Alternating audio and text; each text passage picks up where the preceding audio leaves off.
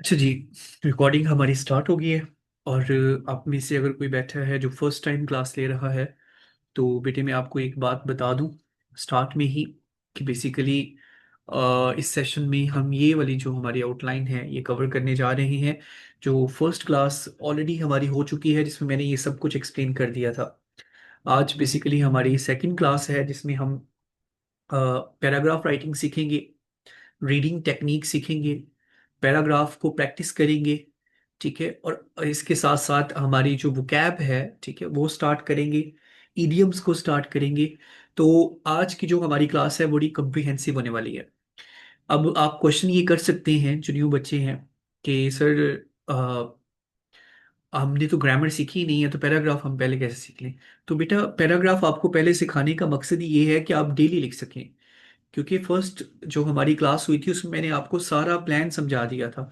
तो आप में अगर कोई बच्चा बैठा हुआ है जिसने हमारी कोई क्लास नहीं ली, ठीक है, तो आपको मैं बता रहा हूँ कि बच्चे ये जो सेशन है, ठीक है, फर्स्ट ऑफ ऑल तो अगर आप इलेक्शन कमीशन के लिए इसको ज्वाइन करना चाहते हैं तो वो तो पॉसिबल ही नहीं है ना, क्योंकि आपका नेक्स्ट माह में तो इलेक्शन कमीशन का टेस्ट है।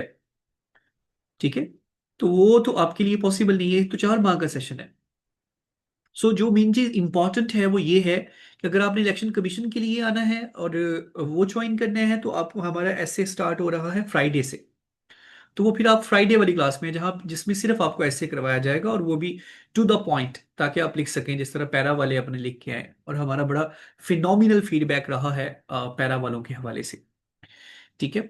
अच्छा, और जहां तक बात है हमारी सीएसएस और पीएमएस के हवाले से, तो ये हमारा कॉम्प्रिहेंसिव सेशन है। इसमें हम सिर्फ लिखना ही नहीं सीखेंगे, हम पढ़ना भी सीखेंगे। ठीक है, ये सारी चीजें हम करेंगे जी। बेटा आपकी इनरोलमेंट होगी तो ले सकेंगे ना क्लास, जिन बच्चों की इनरोलमेंट ही नहीं है वो कैसे ले सकते हैं। ठीक है। अच्छा, देखो आज मैं आपको सिखाने वाला हूँ बॉडी पैराग्राफ, और अगर आप में से कोई ये अप्लाई करेगा इलेक्शन कमीशन के लिए तो वो फिर बेटा आप खुद जिम्मेदार होंगे, बिकॉज जब आप इलेक्शन कमीशन वाले सेशन में आएंगे तो वहां पे बॉडी पैराग्राफ और तरह से सिखाऊंगा। ये जो बॉडी पैराग्राफ है ये स्पेशली सीएसएस और पीएमएस वालों के लिए है जी। मैं दु, हाँ जी। मैं दोबारा से आपको क्लियर कर रहा हूँ इस बात को, क्योंकि हम ये रिकॉर्डिंग भी शेयर कर देंगे ये वाली, मुझे कोई मसला नहीं है। ठीक है, लेकिन ये पैराग्राफ जो है ये सीएसएस और पीएमएस वाले बच्चे फॉलो करेंगे। अगर आप 1500 वर्ड्स के ऐसे के लिए जा रहे हैं, ठीक है, जो कि डेफिनेटली आप 1500 वर्ड्स का ऐसे कभी भी नहीं लिख पाते अपनी लाइफ में, वो भी 2 घंटों में, तो वो आपका 100 to 1100 वर्ड्स का ही आपका ऐसे चलता है। ठीक है, तो डेफिनेटली उसके लिए आप ये मेथड नहीं फॉलो करेंगे। हाँ, अगर जो C S S P M S वाले हैं उनके लिए ये चलेगा। बट ये जो वन पेपर के लिए बच्चे हैं, क्योंकि आपकी ना वोकैब डेवलप है ना आपकी बेसिक्स डेवलप हैं, तो फिर बेटे आप नहीं, क्योंकि ये तो पूरी की पूरी स्किल है, इन बच्चों को स्किल सिखाई जा रही है। जब आप आएंगे आपके पास टाइम शॉर्ट है तो आपको मॉडिफिकेशन सिखाई जाएगी। ठीक है, और जो टॉपिक करवाए जाएंगे उन्हीं में से एक टॉपिक आपके पेपर में आएगा, आप बिस्मिल्लाह करके वहां पे लिख के आएंगे जिस तरह पैरा वाले बच्चे लिख के आए हैं। ठीक है, हमारा पैरा वाले में वाटर मैनेजमेंट आया है और 2 दफा करवाया था वाटर मैनेजमेंट। एक दफा नहीं करवाया था क्लास में, 2 दफा उनके फैक्ट्स एंड फिगर लिखवाए थे, पूरा ऐसे शेयर किया था लिखा हुआ। ठीक है, और आज की क्लास से ही हमारी वोकैब भी स्टार्ट हो जाएगी जी। ठीक है, आज हम रूट वर्ड भी करेंगे। और कोई बात अगर पूछनी है तो पूछ लो, फ्राइडे से ऐसे का लेक्चर स्टार्ट होगा जी। अच्छा, कल की आप लोगों को छुट्टी है जी। कल जो ये आपको पता है 25 क्रिसमस भी है। ठीक है, और इसके साथ साथ कायदे आजम की जो बरसी है, अ, विलादत है या बरसी है यार, मुझे बताइएगा, मेरा जी के बड़ा कमजोर है यार। ठीक है, विलादत पैदा होती अच्छा विलादत है। Okay okay okay okay. अच्छा, तो डेफिनेटली कल आप लोगों का ऑफ होगा। ओके, और आप लोगों को असाइनमेंट्स में दूंगा, वो आप लोग लिख के लेके आएगा, लेकिन आज हमारी क्लास ये 11 बजे तक भी जा सकती है, इसलिए बने रहिएगा। जहाँ पे भी हमारा नेट का कोई इशू बनेगा ना थोड़ा सा, ठीक है, तो वहीं पे क्लास हमारी रुक जाएगी। ठीक है, जब हम दोबारा से ज्वाइन करेंगे तो मैं वहीं से स्टार्ट करूंगा। ओके। तो शुरू करते हैं जी। आज हमने सिर्फ अ, जो न्यू बच्चे हैं उनके लिए मैं बता दूं कि ये हमारी सेशन की आउटलाइन है, और हम बड़ा कॉम्प्रिहेंसिव इस सेशन को लेके चलेंगे इंशाल्लाह, और बेसिक से लेके चलेंगे। और आज की क्लास से आपको आइडिया हो जाएगा जी, ठीक है। अच्छा, तो बेटे सबसे पहले है हमारी वो कैप से स्टार्ट करते हैं, ठीक है। अब ना, ठीक है, ये देखो जी, ये हमारी रीडिंग टेक्निक्स भी हम करेंगे, ये वाली भी करेंगे। एक और मैं आपके साथ पीडीएफ ओपन कर लेता हूँ, ठीक है। वो भी बेहतर रह जाएगा, क्योंकि आप लोगों के साथ अगर वो ओपन हुई होगी तो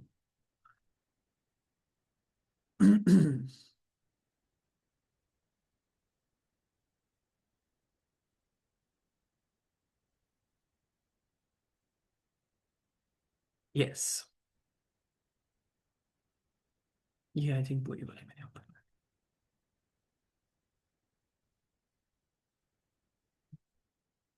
बेटा अपना नाम तो बताओ ना, आपने पीएमएस के लिए एनरोल किया है तो अपना नाम बताओ। फुरहान। क्या? फुरहान अलीम। समझ नहीं आई। फुरहान अलीम। अच्छा, गुफरान, गुफरान तो बेटा डेफिनेटली पीएमएस का तो मैं आपको ऑलरेडी कह चुका हूँ कि पीएमएस के लिए तो चलेगा ना ये। डोंट वरी, जी जी सर, पीएमएस। ये हाँ जी। आपकी जो फ्राइडे वाली वो भी इसके अंदर है, या वो भी बेटा उसके वो लिए अलग से करानी आप पड़ेगी लोगों नॉट? को, ओहो, आप लोगों को ऐसे सिखाऊंगा ना, अभी पहले बेसिक्स तो अपने डेवलप कर लो। ठीक हो गया सर, ठीक हाँ हो गया। जी, आप लोगों का पूरा कम्प्रीहेंसिव 4 माह का सेशन है ना, तो चलेगा ये सारा, don't worry. Okay sir, okay sir. Okay, समझे हो कि नहीं समझे हो? अच्छा, गुड। अच्छा बेटी, आज की क्लास से हम बेसिकली रूट वर्ड स्टार्ट करने जा रहे हैं, ठीक है। रूट वर्ड्स जी आज की क्लास से हमारे स्टार्ट होंगे। और एक बात जो कि, यस, कोई क्वेश्चन है तो कर लो यार, फिर मैं इससे पहले क्लास लूँ। अच्छा, अमीर हुसैन, 2026 वालों के लिए, आप 2026 वाले सेशन में किसी में हैं? हमारे साथ 2026 वाले सेशन में किसी में हैं आप?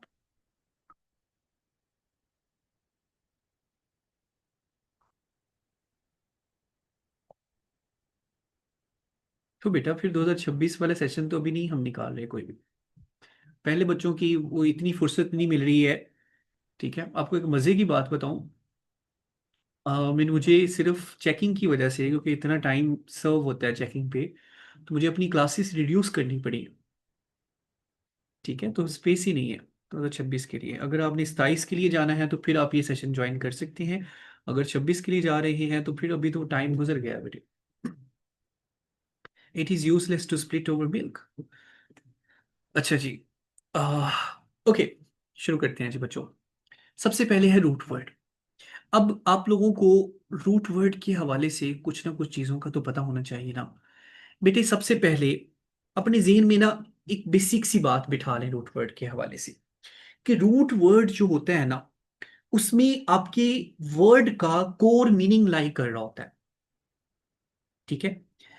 रूट वर्ड में आपके वर्ड का कोर मीनिंग लाई कर रहा होता है, ठीक है। कोर मीनिंग लाई कर रहा होता है मेरे बच्चे। अब मिसाल के तौर पे देखो जरा यहां पे,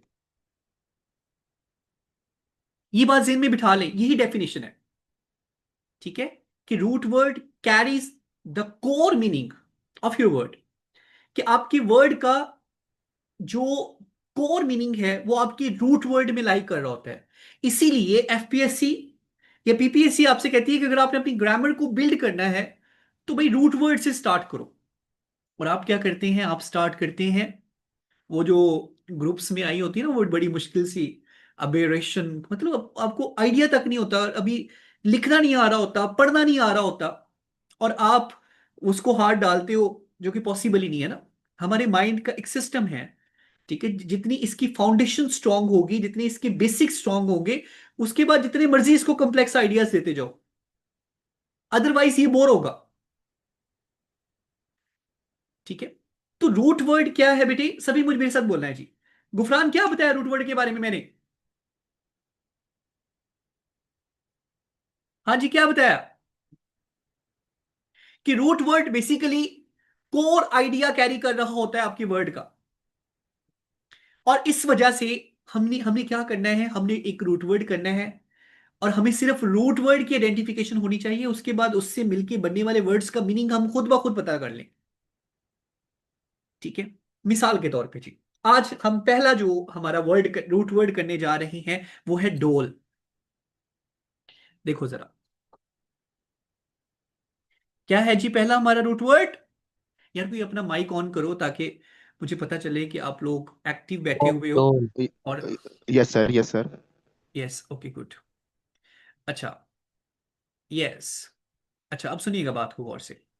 तो भाई हम क्या करने जा रहे हैं, डोल, और डोल का मतलब पता क्या होता है, आमतौर पे इसको पेन भी कहते हैं। ठीक है।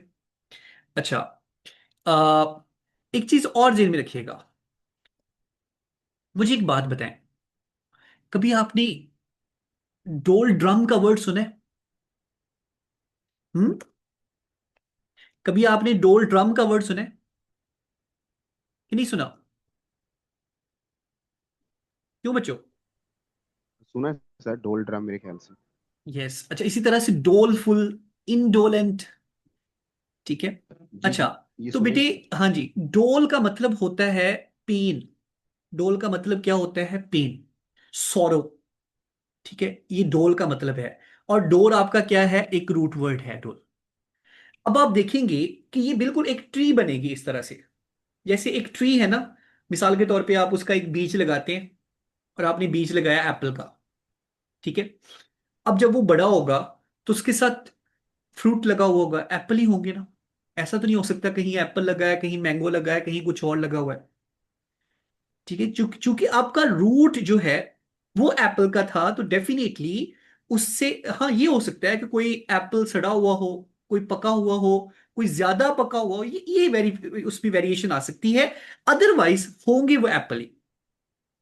तो कुछ रूट वर्ड का भी इसी तरह से ही बेसिक जो इसकी अजम्पशन हम करते हैं वो यही करते हैं कि डोलफुल, मिसाल के तौर पे आप देखो, हम जितने भी वर्ड्स पढ़ेंगे वो सारे के सारे आपके डोल से मिलके बने होंगे। तो डोल का मतलब क्या है? Pain, sorrow. ठीक है। तो आपका पहला वर्ड है बेटे जो इस रूट वर्ड से मिलके बनता है, डोलफुल। अब डोलफुल बेटे देखो, इसका पार्ट्स ऑफ स्पीच जो है वो है एडजेक्टिव। डोलफुल का पार्ट्स ऑफ स्पीच क्या है? एडजेक्टिव। और डोलफुल का मतलब होता है फुल ऑफ सोरो। ठीक है, मॉर्नफुल भी जिसको आप कहते हैं, यानी गम से भरा हुआ। ठीक है। तो कोई आपको अगर कोई स्माइल दे रहा है तो जरूरी नहीं है कि वो स्माइल कोई अच्छी स्माइल हो। वो समटाइम डोलफुल भी हो सकती है, गम से भरी हुई भी हो सकती है।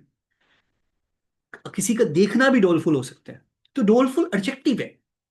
ठीक है। और एडजेक्टिव हमेशा नाउन को क्वालिफाई करता है।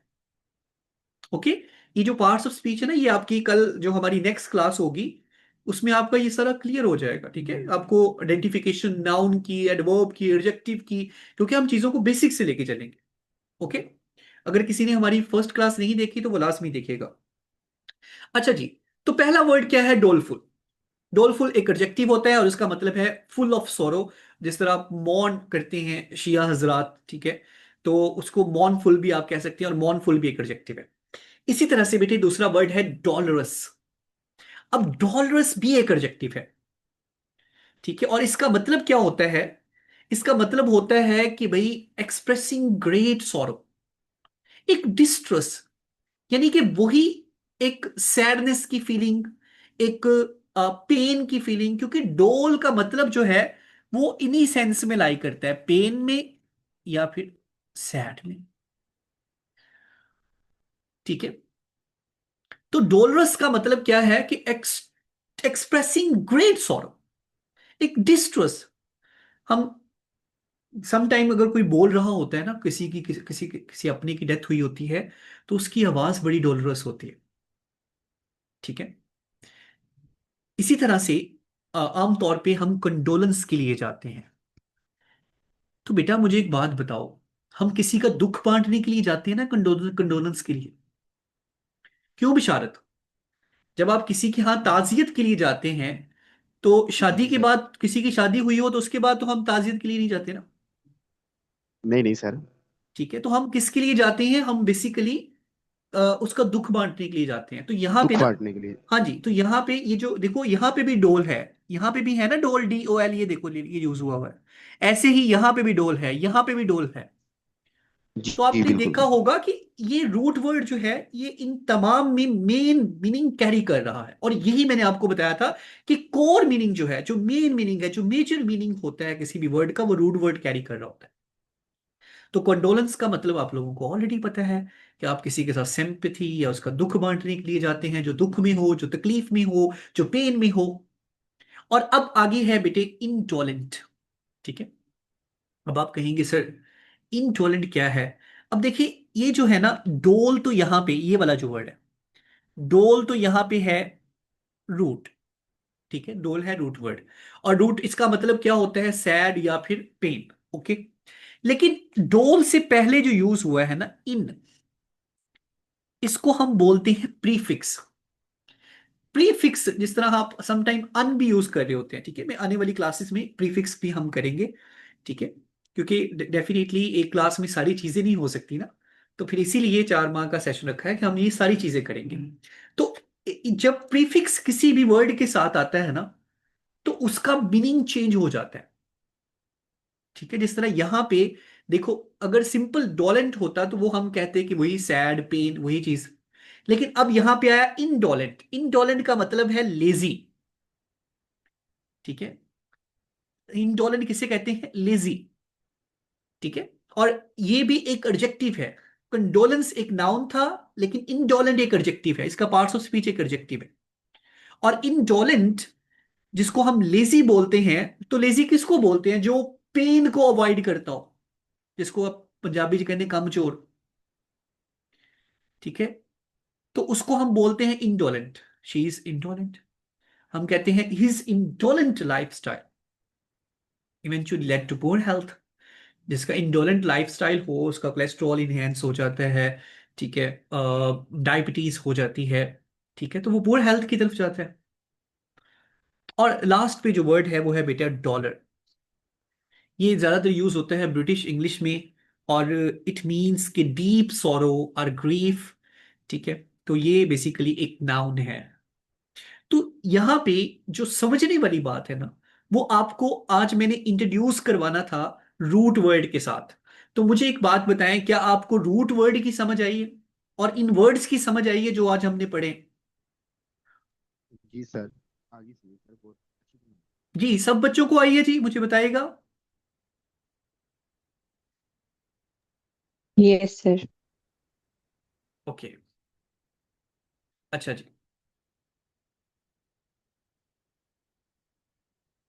Yes good.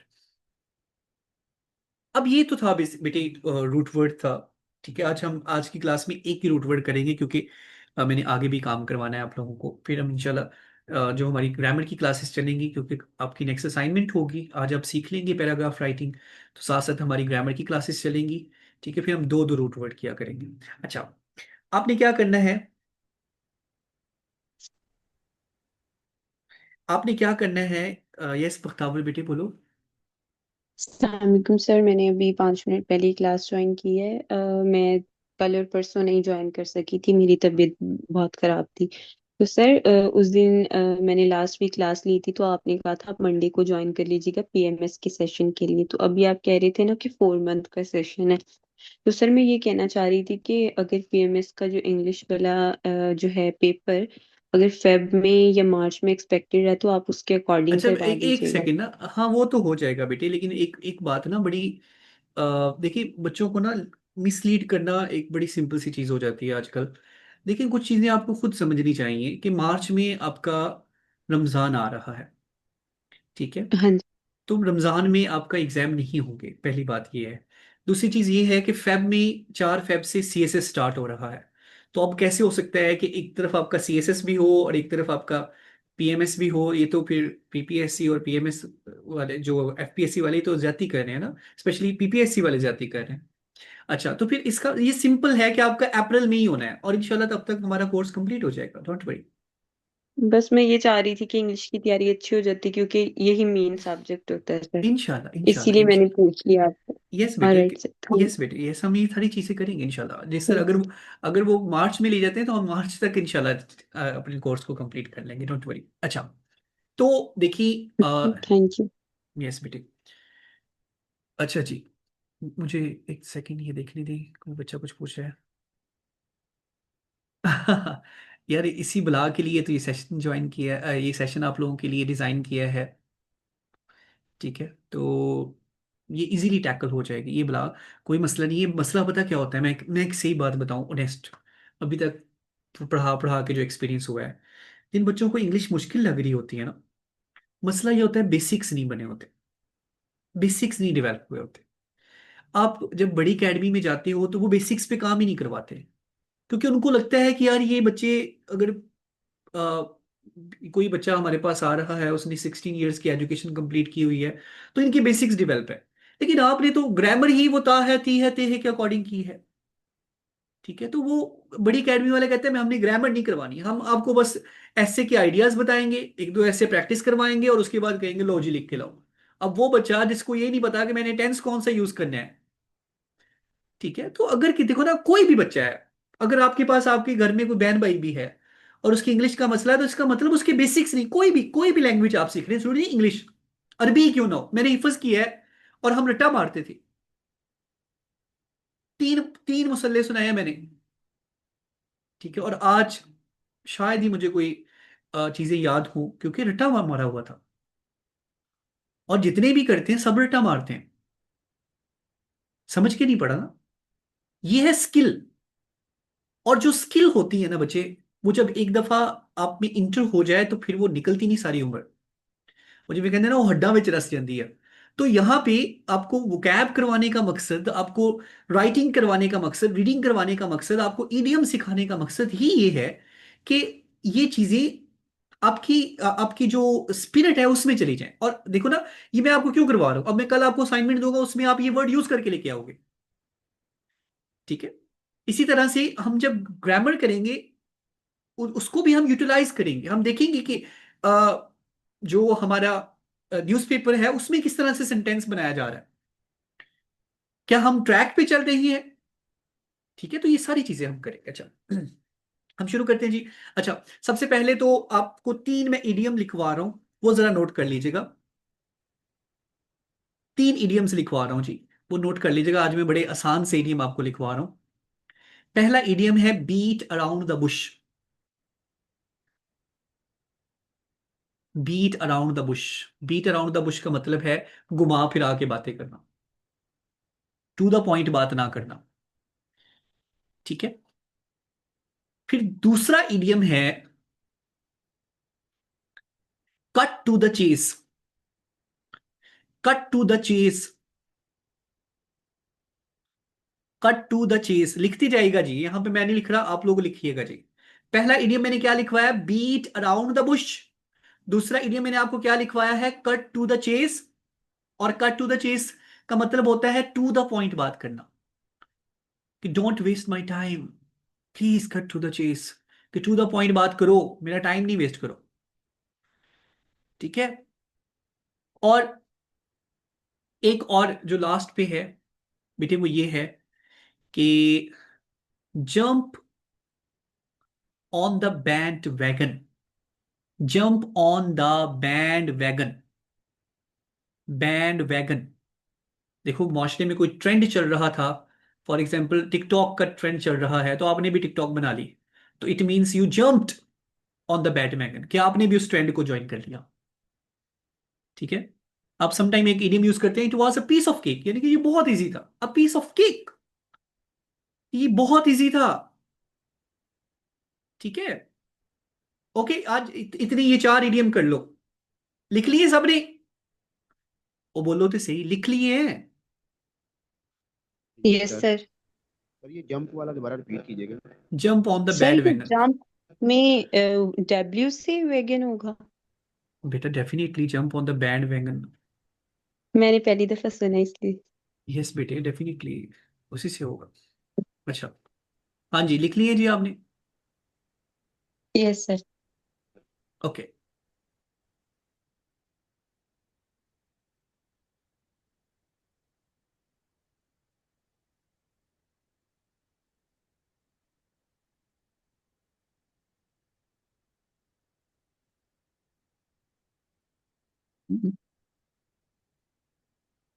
अच्छा बेटे, ये मैंने आपको कल करवाऊंगा ये वाले, जो है ना। अच्छा, अब जरा सबसे पहले हम पैराग्राफ सीखते हैं जी, बॉडी पैराग्राफ। लेकिन बॉडी पैराग्राफ सीखने से पहले ना, अ, ये देखो जरा, आपको मैं जरा बता दूं कि ये चीजें हम आपको आगे आगे जाके सिखाऊंगा। ठीक है, दिस वन, ये सुफिक्स क्या होता है, प्रीफिक्स क्या होता है। ठीक है, मैं चाह रहा हूँ कि आपकी जो बेसिक्स है ना वो स्ट्रांग हो। और ये 1 से 1.5 माह आपकी बेसिक्स के ऊपर जब अच्छी तरह से काम होगा ना, और आपकी बेसिक्स स्ट्रांग होंगी, तो हम्म। डेफिनेटली फिर आपको ये पे करेंगी आगे जाके, नेक्स्ट माह में आपको जाके पे करेंगी। वहां पे मैं स्पीड भी पकड़ूंगा तो आप लोगों को कोई फर्क नहीं पड़ेगा, क्योंकि आप लोगों को चीजें समझ आ रही होंगी। ठीक है। अच्छा, सबसे पहले ना, पैराग्राफ करवाने से पहले एक चीज जो कि आपको पता होनी चाहिए वो है बेटा रीडिंग टेक्निक्स। ठीक है, जब आप बिगिनर हैं तो आपको सबसे पहले पढ़ना भी तो है ना। आपको मटेरियल मैं प्रोवाइड करूंगा और उसमें से आप पैराग्राफ अपना डेवलप किया करेंगे। ठीक है। अच्छा, इसीलिए मैंने कहा था कि हमारी डेली क्लास में आपकी रीडिंग की प्रैक्टिस भी हो रही होगी, आपकी राइटिंग की प्रैक्टिस भी हो रही होगी, आपकी वोकैब भी, और आपकी डेफिनेटली हम जो हमारी क्लासेस हो रही होंगी वो ग्रामर के ऊपर होंगी, वो भी एडवांस ग्रामर।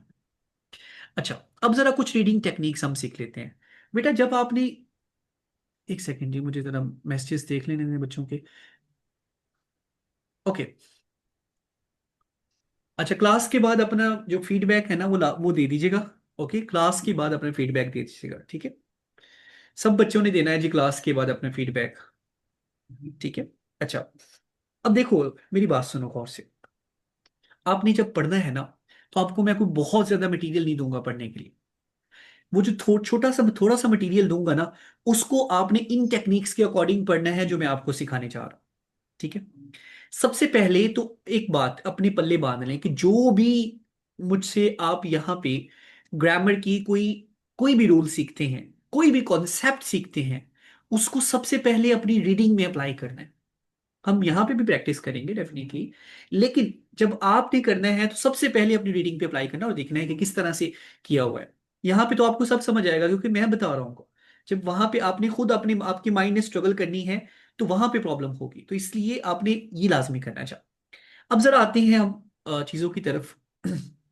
तो देखो, जो सेंटेंस स्ट्रक्चर की अवेयरनेस है ना वो बहुत जरूरी है। सेंटेंस स्ट्रक्चर की अवेयरनेस बहुत जरूरी है। अब जब पढ़ रही है ना, तो आपको पता होना चाहिए कि मैं कौन सा सेंटेंस पढ़ रहा हूं। ठीक है, यानी कि उसकी अवेयरनेस बहुत जरूरी है बच्चे। सबसे पहले तो हर सेंटेंस में बेटा सब्जेक्ट भी होता है, वर्ब भी होता है, और ऑब्जेक्ट भी होता है। ठीक है, ये उसकी ना, आप ये कह सकते हैं कि बेसिक नेसेसिटीज है। मैंने आपको जब हमारी फर्स्ट क्लास हुई थी तो उसमें बताया था कि एक सब्जेक्ट है और बाकी उसका प्रेडिकेट है। ठीक है, वो हमने डिस्कस किया था। अब जरा ये वाला सेंटेंस पढ़े, ये जो आपके सामने लिखा हुआ है, ये न्यूज़पेपर का सेंटेंस है जी, इसको पढ़ें जरा। In this regard, the Ahmadi community has been facing a sustained campaign of intimidation by violent by gods in Punjab as well as Sindh। अच्छा, एक बात और जी, मेरी कोई इंक्लिनेशन नहीं है अहमदी कम्युनिटी के साथ। ठीक है, ये आपका एडिटोरियल आया हुआ था तो वहीं से इसका बनाया हुआ है। ओके, मुझे अब मैंने ये याद है प्रीवियस एक क्लास में इसी तरह से मैं पढ़ाया, तो उसके बाद बच्चे मुझे मैसेज करने लग गए कि आप तो जी अहमदियों का प्रचार कर रहे हैं, और बेटा मुझे मेरा इससे कोई लेना देना नहीं है। ठीक है। अच्छा, सो आप यहाँ सीखने के लिए आए हैं और अपनी उसी तरह से रहिएगा। अच्छा, इन दिस रिगार्ड, अब मुझे कोई बताए कि ये सेंटेंस कौन सा है। ये सिंपल सेंटेंस है, ये कॉम्प्लेक्स सेंटेंस है, ये कंपाउंड सेंटेंस है, ये कौन सा सेंटेंस है भाई? हाँ जी, कौन बताएगा आप में से? सर कॉम्प्लेक्स सेंटेंस है। अच्छा जी, एक बच्चे ने कह दिया सर ये कॉम्प्लेक्स सेंटेंस सिंपल है। सिंपल सेंटेंसेस है। यस,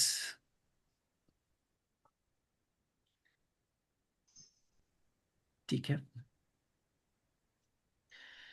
बिशारत ने सही हिट किया पॉइंट को। ठीक है। ये बेसिकली, ये देखो जरा यहाँ पे बच्चों, ये है आपकी फ्रेज। फ्रेज के बारे में क्या सिखाया था? ना सब्जेक्ट होगा ना वर्ब होगा, तो क्या है इसमें सब्जेक्ट वर्ब का कॉम्बिनेशन? No sir. नहीं है। अच्छा, ओके। अब उसके बाद देखो, द अहमदी कम्युनिटी, ये एक सब्जेक्ट है। हैज बीन, ये हेल्पिंग वर्ब है, और फेसिंग जो है ये एक वर्ब है। तो इसका मतलब ये सब्जेक्ट वर्ब है। और यहां पे फेसिंग के बाद ये जो यूज हुआ है, a sustain campaign of intimidation, ठीक है, ये इसका ऑब्जेक्ट है। और अगेन आगे, by violent by gods in Punjab as well as Sindh, ये भी एक फ्रेज है। वो भाई बताया था कि नहीं बताया था? इसका मतलब ये है कि सिर्फ एक इंडिपेंडेंट क्लॉज है, बाकी उसके इर्द गिर्द सारी फ्रेज है। तो फिर आपने किन बेसिस के ऊपर कह दिया कि ये कॉम्प्लेक्स सेंटेंस है? क्या इंडिपेंडेंट क्लॉज में, आप ये बात तो आपने बचपन में नहीं पढ़ी होगी, क्या इंडिपेंडेंट क्लॉज में अगर एक इंडिपेंडेंट क्लॉज हो तो वो कॉम्प्लेक्स सेंटेंस होता है? क्यों उमर? जी सर, मैं वो असल में पहला लेक्चर सर देखना है, मैंने वो पहले ही पढ़ा हुआ था कि दो, यानी कि इसमें दो क्लोजेस, मैं इन दिस रिगार्ड को क्लोज ले रहा था, लेकिन मैंने बाद में गौर किया कि उसमें सब्जेक्ट वर्ब तो है नहीं। अच्छा, अब मेरी सुन ले बात गौर से, ये ना वही मैं बात कर रहा हूँ कि एडवांस ग्रामर हम कर रहे हैं। अच्छा, तो देखो, ये है एक सिंपल सेंटेंस। आप जस्ट धोखा खा गए कि ये जो इसके इर्द गिर्द फ्रेजेस का इस्तेमाल हुआ हुआ है। अब मुझे आप खुद एक बात बताओ, इतनी इंपॉर्टेंस है फ्रेजेस की, तो जिस बच्चे ने फ्रेजेस पढ़ी नहीं अपनी जिंदगी में, फिर बाद में उसका गिला करना बनता ही नहीं है कि यार मेरा सीएसएस नहीं पास हो रहा, क्योंकि आप बेसिक चीज को ही नहीं हिट कर पा रहे हैं। तो ये एक सिंपल सेंटेंस है। सिंपल सेंटेंस में बेटा, मैं वैसे ही बता रहा हूं कि हजारों भी फ्रेजेस लगी हुई हो, तो उसमें एक ही इंडिपेंडेंट क्लॉज होगी। ठीक है, मैं मिसाल के तौर पे अगर मैं एक सेंटेंस लिखूं कि भाई, passing by an old house, Ali was injured by a brick, ठीक है, फॉलिंग ऑन हिज हेड। अब ये सेंटेंस आप जब लिखेंगे ना तो आपको लगेगा काफी बड़ा सा सेंटेंस है, लेकिन ये भी सिंपल सेंटेंस है, क्योंकि ये भी बेसिकली किसको लेके चल रहा है, एक इंडिपेंडेंट क्लॉज को लेके चल रहा है, और बाकी उसके इर्द गिर्द जो लगी हुई है वो प्रेजेंट पार्टिसिपल फ्रेजेस है। ठीक है, तो आपने सबसे पहले तो ये आइडेंटिफाई करना है जब आप पढ़ रहे होंगे, तो देखना है सिंपल सेंटेंस है या कंपाउंड सेंटेंस है या कॉम्प्लेक्स सेंटेंस है। ओके, पहली टेक्निक ये है, क्योंकि जब आप सेंटेंस की एक एटिमोलॉजी को आप, यानी कि उसको ब्रेक कर लेंगे ना, तो उसका मीनिंग समझना आपके लिए कोई बड़ी बात नहीं हो जाएगा। और क्योंकि इस तरह पढ़ने से आपको, इस तरह जब आप रीड करते हैं ना तो बड़ा टाइम लगता है। ठीक है, बड़ा टाइम लगता है इस तरह जब आप रीड करते हैं, तो इसलिए जो आपको छोटी सी वो रीड, और इसके अलावा अगर आपने पढ़ना है तो वो आप अपनी टेक्निक से पढ़ें। लेकिन ये जब आप इसमें वर्सटाइल हो जाएंगे तो डेफिनेटली फिर आपके लिए वो बड़ा टाइम नहीं लगेगा। ओके, तो थोड़ा सा जो एक जो मटेरियल आपको प्रोवाइड किया जाएगा, उस मटेरियल को आपने इसी तरह से पढ़ना है जैसे बताया जा रहा है। तो ये वाला कॉन्सेप्ट क्लियर है। अब है जी कंपाउंड सेंटेंस। ये मैं बता रहा हूं स्ट्रक्चर ताकि आप आइडेंटिफाई कर सकें। कंपाउंड सेंटेंस में आपने क्या करना है, देखो कंपाउंड सेंटेंस को आइडेंटिफाई कैसे करना है। कंपाउंड सेंटेंस भाई बनता ही इनसे है, ये मैंने बताया था पहली क्लास में, कि कंपाउंड सेंटेंस सिर्फ इनसे मिलके बनता है, फॉर, एंड, नॉर, बट, और, येट, सो।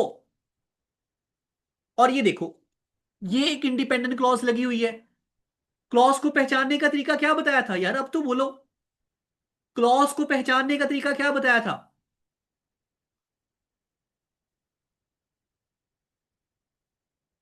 सर फॉर्मूला लिखवाया था आपने। मैंने ये लिखवाया था कि क्लॉज को हम आइडेंटिफाई करते हैं क्योंकि उसमें सब्जेक्ट वर्ब का कॉम्बिनेशन होता है, फ्रेज में सब्जेक्ट वर्ब का कॉम्बिनेशन नहीं होता। इसी तरह से देखो, ये भी क्लॉज है और ये भी एक क्लॉज है, और दोनों में सब्जेक्ट वर्ब का कॉम्बिनेशन है, और दोनों ही इंडिपेंडेंट क्लॉज है। क्योंकि ये जो कोऑर्डिनेटिंग कंजंक्शन है, ये जो 7 कोऑर्डिनेटिंग कंजंक्शन है, फैन बॉयज निमोनिक्स है, ये जो 7 कोऑर्डिनेटिंग कंजंक्शन है, बेसिकली ये हमेशा दो इंडिपेंडेंट क्लॉजेस को ही आपस में जोड़ती हैं और ये ब्रिज का काम करती हैं। मिसाल के तौर पे ये देखो नीचे, ये वाला sentence, cases have been filled, ये एक इंडिपेंडेंट क्लॉज, सब्जेक्ट और प्लस वर्ब का कॉम्बिनेशन है। उसके बाद एंड ये कौन सी है? कोऑर्डिनेटिंग कंजंक्शन है। और फिर आगे जाके देखो सस्पेक्ट्स हैव बीन डिटेन, तो यहां पे भी सब्जेक्ट वर्ब का कॉम्बिनेशन है। तो फिर ये सेंटेंस कौन सा हुआ बिशारत?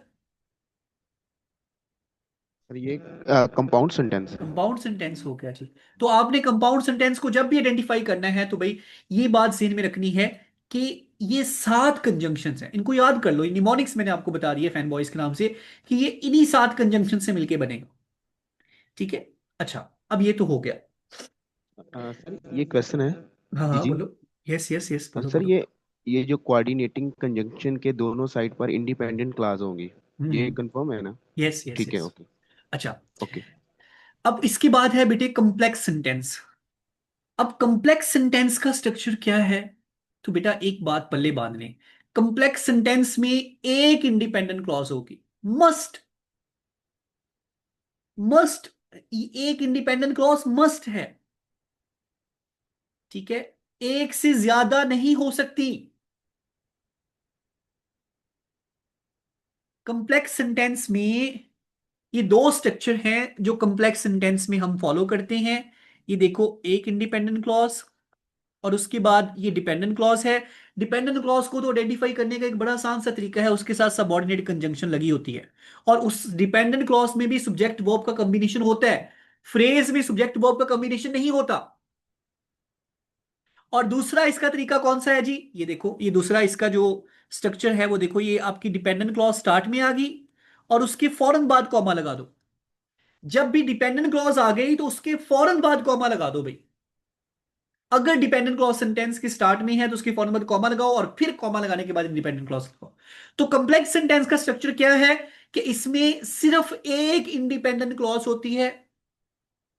ठीक है, और कम से कम, एट लीस्ट, ठीक है, कम से कम एक डिपेंडेंट क्लॉज भी होती है। और एक सादा लफ्जों में बता रहा हूं, इंडिपेंडेंट क्लॉजेस की तादाद नहीं बढ़ सकती। कंप्लेक्स सेंटेंस में इंडिपेंडेंट क्लॉजेस की तादाद नहीं बढ़ सकती, बट डिपेंडेंट क्लॉजेस की तादाद बढ़ सकती है। वो 2 भी हो सकती हैं, वो 3 भी हो सकती हैं, वो 4 भी हो सकती हैं, वो 5 भी हो सकती हैं, लेकिन इंडिपेंडेंट क्लॉज एक ही रहेगी। ठीक है, और डिपेंडेंट क्लॉज बेटा उसको आप कैसे आइडेंटिफाई कर सकते हैं? तो सबऑर्डिनेट कंजंक्शन है। ये वैसे मैंने फर्स्ट क्लास में भी बताया था। ठीक है, इस सबऑर्डिनेट कंजंक्शंस हैं और ये सबऑर्डिनेट कंजंक्शंस है, इसके अलावा और भी हैं, ये चंद लिखी हुई हैं। तो सबऑर्डिनेट कंजंक्शन से आप उनको इजीली आइडेंटिफाई कर लेते हैं, तो ये सबऑर्डिनेट कंजंक्शंस हैं। ठीक है, तो अब देखो जरा इसके यहां नीचे एग्जाम्पल देखो, आई स्टेड होम, तो ये एक इंडिपेंडेंट क्लॉज है और इसमें सब्जेक्ट वर्ब का कॉम्बिनेशन भी है। अब बिकॉज जो है, बिकॉज एक सबऑर्डिनेट कंजंक्शन है, तो सबऑर्डिनेट कंजंक्शन तो आती ही डिपेंडेंट क्लॉज के साथ है। तो यहां पे देखो ये वाली एक डिपेंडेंट क्लॉज आ गई और इसके पास भी सब्जेक्ट वर्ब का कॉम्बिनेशन है। ऐसे ही यहां पे वी विल सक्सीड, ये क्या है? एक independent clause. If we hard work, तो इफ क्या है? एक सबऑर्डिनेट कंजंक्शन है। तो जिस क्लॉज के साथ सबऑर्डिनेट कंजंक्शन आती है उसको हम क्या बोलते हैं? Dependent clause. अब जरा नीचे वाला सेंटेंस पढ़ो और मुझे बताओ कि क्या ये कंप्लेक्स सेंटेंस है कि नहीं है? हाँ जी, बोलो, क्या ये कंप्लेक्स सेंटेंस है कि नहीं है? जी सर, ये कॉम्प्लेक्स सेंटेंस है। हमें इसके अंदर कैसे? सबऑर्डिनेट कंजंक्शन भी इस्तेमाल हुआ है, अनलेस, और इसके अलावा इसकी दोनों तरफ पे यानी क्लास लगी हुई है। यस, तो ये देखो यहां से लेके the dream of transforming Pakistan into a just progressive nation. आप कहेंगे सर ये इतनी लंबी क्या है? बेटा ये सारा सब्जेक्ट है, नाउन क्लॉज यूज हो रही है, ये सारी की सारी noun clause as a subject, ये हम पढ़ेंगे आगे जाके। आप लोगों ने पढ़ी नहीं हुई ना, इसलिए आप लोगों को लग रहा है। तो ये सारी चीजें हम पढ़ेंगे आगे जाके। अच्छा, इसके बाद ये देखो, विल रिमेन अनफुलफिल्ड, तो ये विल रिमेन क्या है? वर्ब है, तो सब्जेक्ट वर्ब का कॉम्बिनेशन तो आ गया। तो ये है इंडिपेंडेंट क्लॉज। आगे देखो, अनलेस क्या है? एक सबऑर्डिनेट कंजंक्शन है। सबऑर्डिनेट कंजंक्शन किसके साथ आती है? डिपेंडेंट क्लॉज के साथ, और यहां पे भी सब्जेक्ट वर्ब का कॉम्बिनेशन है। तो ये एक कंप्लेक्स सेंटेंस है जी। और सबको समझ आई है? सबको yes excellent sir. Thank you excellent बेटे, सर, ये थैंक यू बस। बेटे। अच्छा, अब आगे चलते हैं जी। नेक्स्ट है कंपाउंड कंप्लेक्स सेंटेंस जी। अब अभी तक हमने ना simple simple simple sentence, complex sentence, compound sentence और कम्प्लेक्स सेंटेंस की बात की। अब नेक्स्ट है कंपाउंड कम्प्लेक्स सेंटेंस। ठीक है, कंपाउंड कम्प्लेक्स सेंटेंस क्या है? ये मैं आपको इसलिए सिखा रहा हूं क्योंकि रीडिंग जब आपने करनी तो ये चीजें आइडेंटिफाई करनी है। कंपाउंड कम्प्लेक्स सेंटेंस क्या है? तो बेटे कंपाउंड कम्प्लेक्स सेंटेंस के तीन स्ट्रक्चर हैं।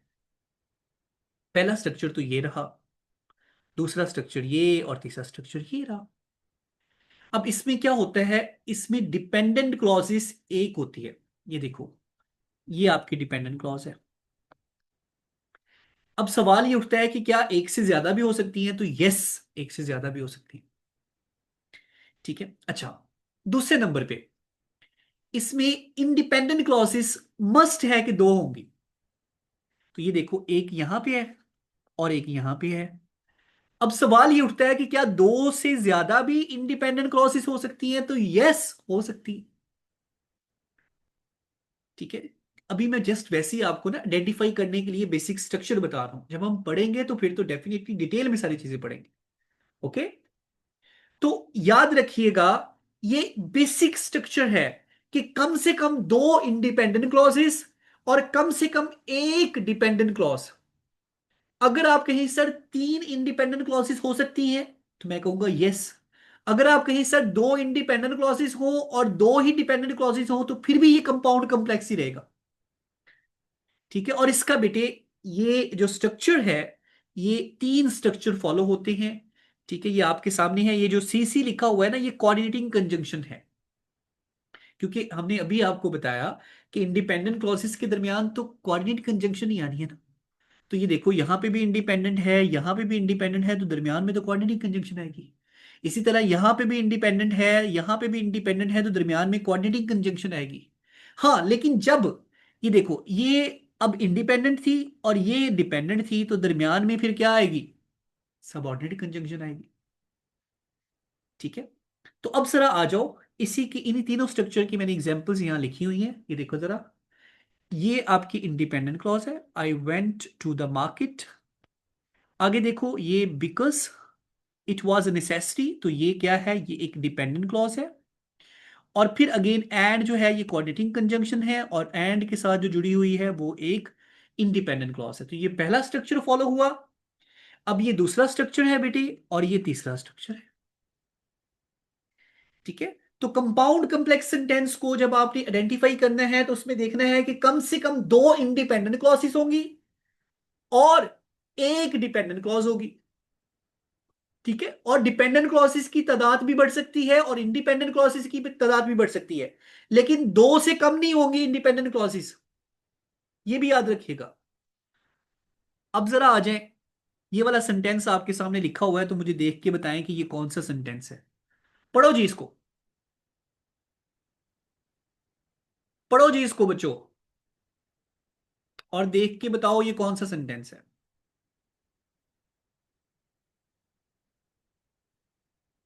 हाँ जी, पढ़ो जरा इसको और देख के बताओ कि भाई ये कौन सा सेंटेंस लिख दिया हमने यहाँ पे।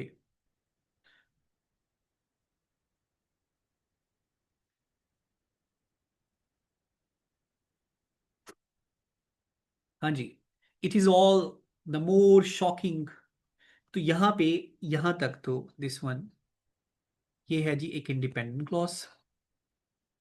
ठीक है, इसी तरह से ये डैट के साथ जो मिलके बनी हुई है, क्योंकि डैट एक सबऑर्डिनेट कंजंक्शन है, तो इसके साथ मिलके जो बनी हुई है ये है डिपेंडेंट क्लॉज। फिर अगेन ये देखो, ये व्हेन के साथ मिलके जो बनी है, ये भी एक क्या है? Dependent clause. ठीक है, और आगे देखो, एंड के साथ मिलके जो बनी है, ये है एक इंडिपेंडेंट क्लॉज। तो इसमें क्या नजर आ रहा है? दो इंडिपेंडेंट क्लॉजेस और दो ही डिपेंडेंट क्लॉजेस। तो मैंने अभी आपको बताया कि भाई अगर दो इंडिपेंडेंट क्लॉजेस हो और कम से कम एक डिपेंडेंट क्लॉज हो, तो वो कंप्लेक्स सेंटेंस होगा। और अगर डिपेंडेंट क्लॉजेस ज्यादा भी हो गई, तो फिर भी वो कंप्लेक्स सेंटेंस है। तो फिर भी ये कौन सा सेंटेंस है भाई?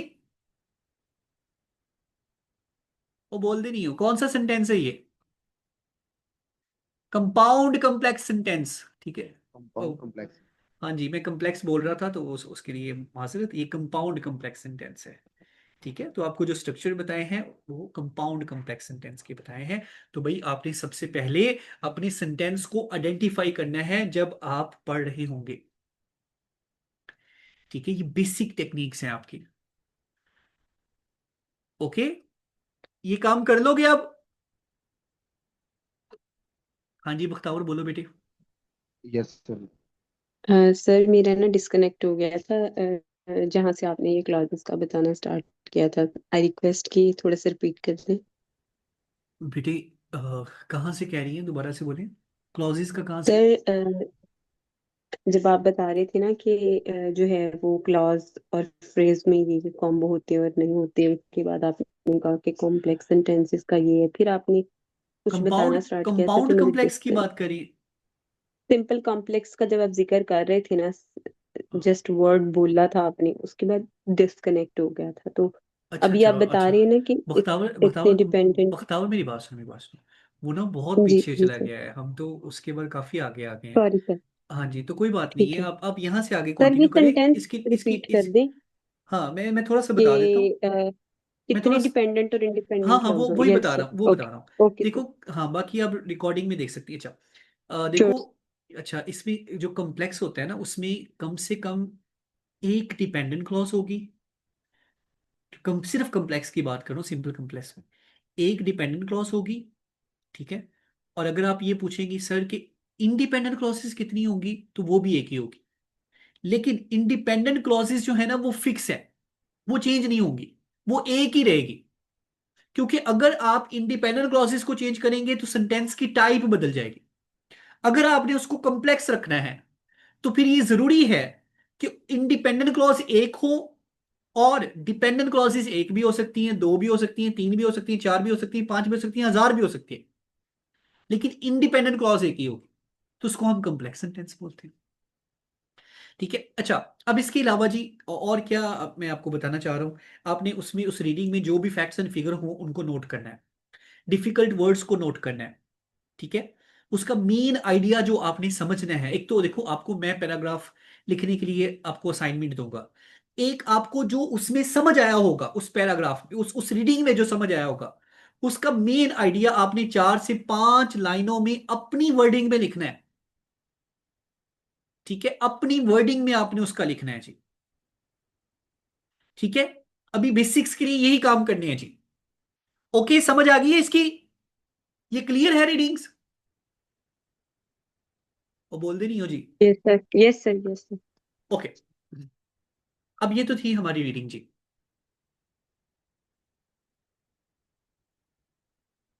ओके, अब हम आते हैं पैराग्राफ राइटिंग के ऊपर। देखो बहुत आसान है पैराग्राफ राइटिंग। एक ऐसे में हम सबसे ज्यादा टाइम जो लिखते हैं वो बॉडी पैराग्राफ लिखते हैं, तो कुछ हम वही आज सीखने जा रहे हैं। आपको थोड़ा सा आइडिया होना चाहिए उससे पहले कि हमारे पास जो एक, जब हम ऐसे कर रहे होते हैं, ठीक है, तो ऐसे का एक जो टिपिकल सा स्ट्रक्चर होता है वो बेटे ये देखो ना, जो ऐसे का एक टिपिकल सा स्ट्रक्चर होता है ना, वो हम इंट्रोडक्शन, उसके बाद डेफिनेटली उसका क्रंच पैराग्राफ, ठीक है, फिर उसके हम बॉडी पैराग्राफ लिखते हैं, और फिर हम उसके कंक्लूजन करते हैं। अब इंट्रोडक्शन का भी एक ही पैराग्राफ होता है, कंक्लूजन का भी एक ही पैराग्राफ होता है, क्रंच पैराग्राफ का भी एक ही पैराग्राफ होता है। ठीक है, लेकिन बॉडी पैराग्राफ अगर आप सीएसएस कैस से लिख रहे हैं तो वहां पे आप कम से कम कोई 15 to 16 तक तो आप मिनिमम लिखेंगे। अगर आप पीएमएस कैस से लिख रहे हैं, ठीक है, तो इसका मतलब ये है कि कम से कम आप वहां पे भी कोई 8 से 10 बॉडी पैराग्राफ लिख के आएंगे। इवन दो, क्योंकि पीएमएस में हम उसके वर्ड्स कम कर देते हैं थोड़े, ठीक है, लेकिन वहां पे भी हम 10 से 12 लास्ट में लिखते हैं। तो इसलिए बॉडी पैराग्राफ सबसे ज्यादा दफा लिखा जाता है। अभी जिन बच्चों ने पैरा का पढ़ा था मुझसे, आपने देखा होगा कि हमने एक यूनिवर्सल पैराग्राफ किया इंट्रोडक्शन का, वो सब पे चल गया, कंक्लूजन का किया वो सब पे चल गया। लेकिन अ, जो बॉडी पैराग्राफ था उसके ऊपर हम कोई यूनिवर्सल चीज नहीं दे सके, क्योंकि हर एसे के हवाले से उसकी रिक्वायरमेंट डिफरेंट है। और हमें अपनी हर बॉडी पैराग्राफ के साथ हर बॉडी पैराग्राफ के साथ हमें उसको जस्टिफाई करना है हमने, ठीक है, उसके साथ जस्टिस करना है हमने, उसको हमने प्रूव करना है, इसीलिए उसको मिनी ऐसे भी बोला जाता है बॉडी पैराग्राफ को। बॉडी पैराग्राफ को मिनी ऐसे भी बोला जाता है भाई, ठीक है। अच्छा, अब जरा देखो, बॉडी पैराग्राफ हम बेसिकली लेके कैसे चलते हैं बेटा। एक ना रूल है, रूल ऑफ यूनिटी, या फिर आप उसको ये कह लें कि बहुत सारी चीजें देखी जाती हैं, कोहेरेंस, ग्रामेटिकल कोहेजन भी देखी जाती है, ठीक है, एक रिदम भी होना चाहिए। तो सादा लफ्जों में समझा रहा हूँ इन सब वर्ड्स का मतलब। कभी आपने पजल सॉल्व की है? पजल, जब आप उसको अच्छी तरह से जोड़ लेते हैं पजल को ना सारी जगह से, तो उसका फायदा क्या होता है आपको, कि वो एक तस्वीर बन जाती है, एक यूनिटी की फॉर्म में आपके सामने आ जाती है, ठीक है, और अच्छी लग रही होती है। ऐसे ही आप अपनी पैराग्राफ में भी कुछ ऐसा ही काम कर रहे होते हैं, ठीक है। अब जरा देखो हम करने क्या चाह रहे हैं। मुझे एक बात बताओ, हम पहले अभी अभी इस चीज पे जाने से पहले हम वैसी बात करते हैं। अभी बॉडी पैराग्राफ को आप दिमाग से निकाल दो, अभी जस्ट मेन आइडिया समझने की कोशिश करो, ठीक है। देखो, आपने ना एक स्टांस लिया अपनी लाइफ में कि यार हम बैठे हुए हैं, हम दो लोग दोस्त बैठे हैं और डिस्कस कर रहे हैं कि अ, कोई भी ऑनेस्टी को डिस्कस कर रहे हैं। तो आपने स्टांस लिया, आपने कहा कि यार ऑनेस्ट होना बहुत अच्छी बात है, ठीक है। अब ये आपने लिया है स्टांस कि ऑनेस्ट होना बहुत अच्छी बात है। मैं कहता हूं यार वो कैसे? आप कहते हो देखो, अब आप रीजन दे रहे हो अपने स्टांस को प्रूव करने के लिए, ऐसे ही है ना, जब आप स्टांस लेते हो तो रीजन दोगे ना उसको प्रूव करने के लिए। अब आप रीजन दे रहे हो, आप कहते हो देखो ना यार, जब भी हम स्टांस लेते हैं, जब भी हम ऑनेस्ट होते हैं, तो उससे क्या होता है, ट्रस्ट बिल्ड होता है लोगों के साथ हमारा। क्यों जी, ऐसा होता है कि नहीं होता, मुझे ये बताएं। लोगों के साथ आपका ट्रस्ट बिल्ड होता है कि नहीं होता? Yes sir. ठीक है। अच्छा, आप कहते हैं कि डेफिनेटली जो डिसऑनेस्टी है उससे लोग आपसे बेजार हो जाते हैं, फटीग हो जाते हैं, वियर्ड चीजें होती हैं आपके साथ, ठीक है, और लैक ऑफ ट्रस्ट एक का इन्वायरमेंट क्रिएट होता है, ठीक है, डिसऑनेस्टी में। और जो अपॉर्चुनिटी के दरवाजे होते हैं वो भी बंद हो जाते हैं। मैंने कहा यार बात तो तुम सही कर रहे हो। अच्छा, मैंने कहा यार मुझे नहीं समझ आई, थोड़ा सा ना मुझे बात को खोल के समझाओ कि आप क्या बात करना चाह रहे हैं।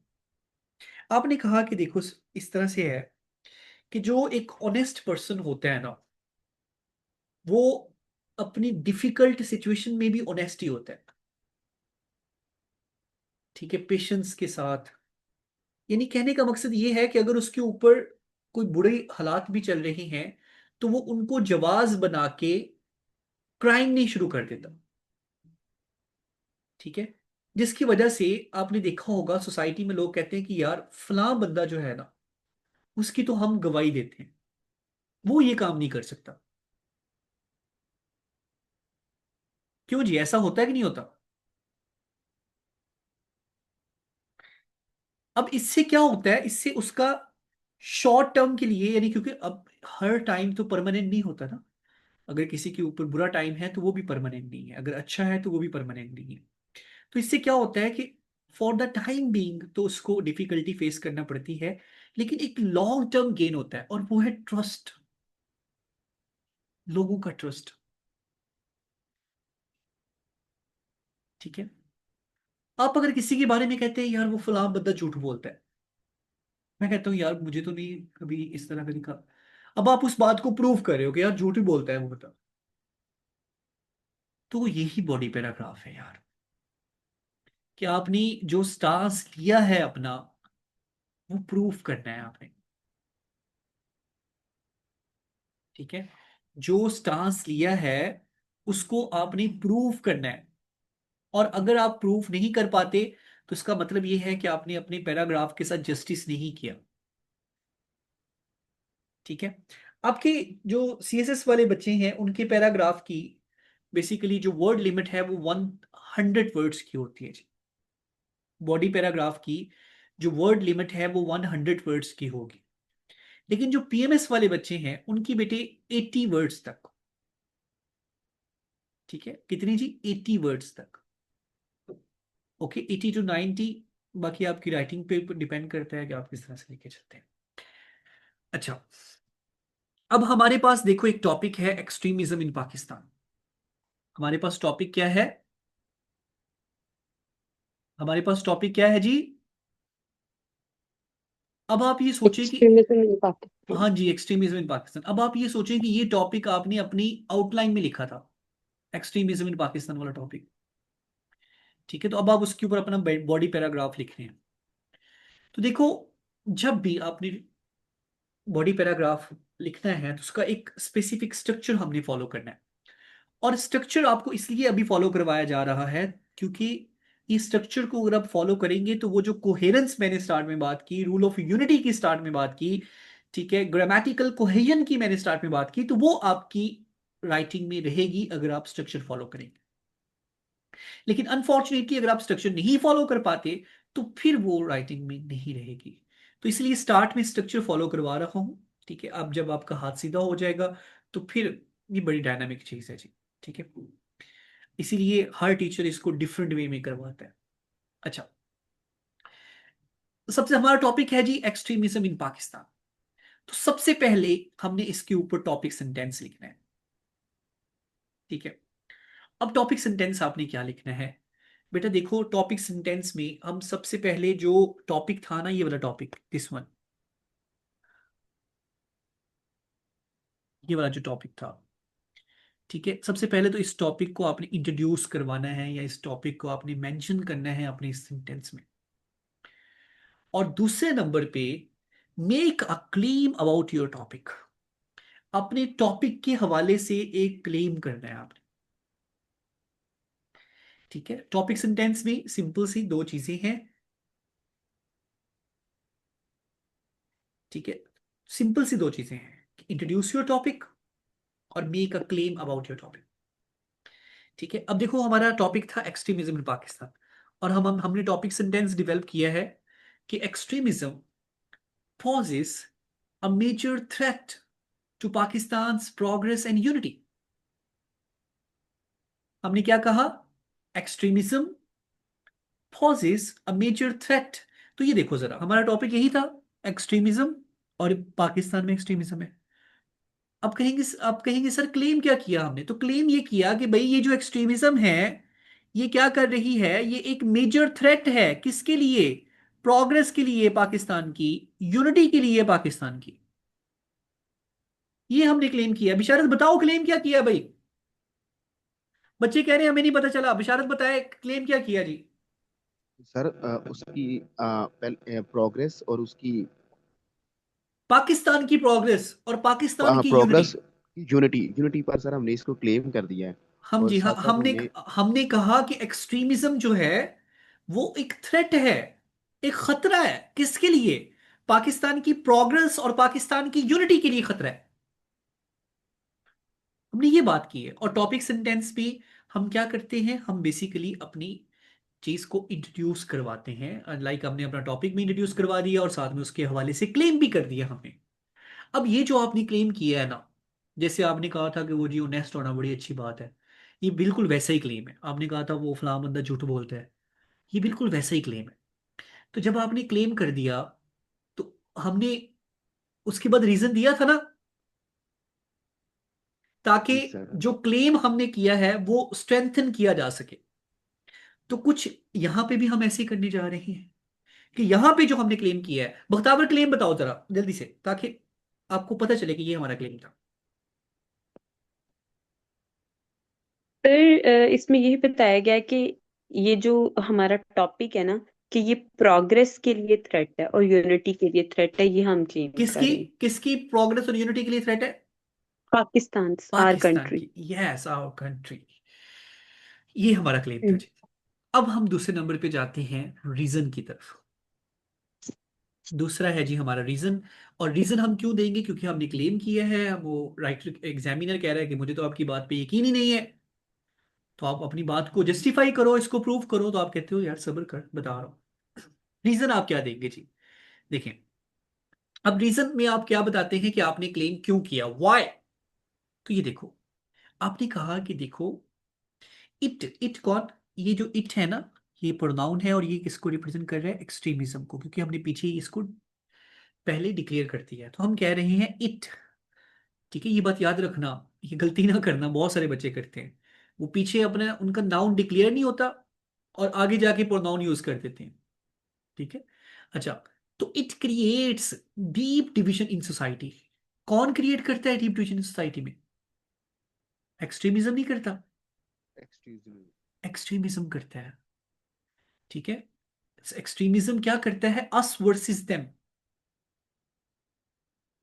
ठीक है, कि या तो आप हमारी तरफ हो या फिर आप दुश्मन की तरफ हो, सीधी सी बात है। और जब इस तरह का इन्वायरमेंट क्रिएट होता है, यानी कि जब आपकी सोसाइटी में एक डीप डिवीजन हो, तो फिर भाई जो विजन है टॉलरेंट का एंड इंक्लूसिव नेशन का, वो अंडरमाइन ही होता है। जिस तरह हमने वहां पे कहा था ना, जब हमने कहा था कि यार ऑनेस्ट होना एक अच्छी बात है, तो वहां पे हमने क्या कहा था कि भाई इससे क्या होता है, इससे आपका ट्रस्ट बिल्ड होता है। कहा था ना वहां पे कि ऑनेस्टी बिल्ड्स ट्रस्ट, ठीक है। तो ऐसे ही हम यहां पे कह रही हैं कि एक्सट्रीमिज्म क्रिएट करता है डीप डिवीजन इन सोसाइटी, और वो जो डीप डिवीजन होती है, वो अंडरमाइन करती है किसको? जाके vision of a tolerant and inclusive nation. एक एक बर्दाश्त और इंक्लूसिव का मतलब सबको साथ लेके चलना, ठीक है। तो अब ये हमने रीजन दे दिया। हमने कहा कि देखो, मैंने ऊपर जो क्लेम किया है वो इस वजह से किया है क्योंकि एक्सट्रीमिज्म माशरे में डीप डिवीजन क्रिएट कर देता है, और उससे जो एक इंक्लूसिव नेशन नहीं बन पाती, एक टॉलरेंट नेशन का जो विजन है वो ही नहीं काम आ पाता, क्योंकि वो अंडरमाइन हो जाता है, ठीक है। ये हमने रीजन दे दिया। एग्जामिनर कहता है अभी भी मैं सेटिस्फाइड हूं, ठीक है, वो अभी भी आपको शो करवाता है कि मैं अनसेटिस्फाइड। आप कहते हैं ओके।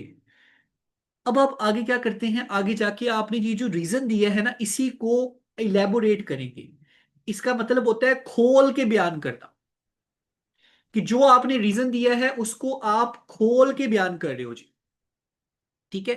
तो रीजन के बाद हम लिखते हैं सपोर्टिंग आर्ग्यूमेंट्स, और ये है हमारा सपोर्टिंग आर्ग्यूमेंट्स, ठीक है। और सपोर्टिंग आर्ग्यूमेंट्स क्या था? कि extremist groups exploit religious sentiments to spread hatred, which fuels violence against minorities and weakens national cohesion। एक दफा इसको खुद पढ़ो जी।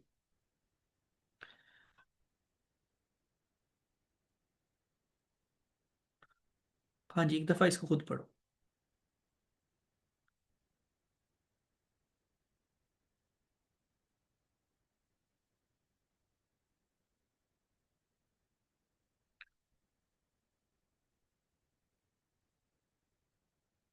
हाँ जी, देखो, अब जो हमने रीजन में बात की थी वही बात हम यहां पे खोल के बयान कर रहे हैं, क्योंकि हम एक्सट्रीमिज्म जो फैलाता है उसको क्या बोलेंगे? एक्सट्रीमिस्ट नहीं बोलेंगे।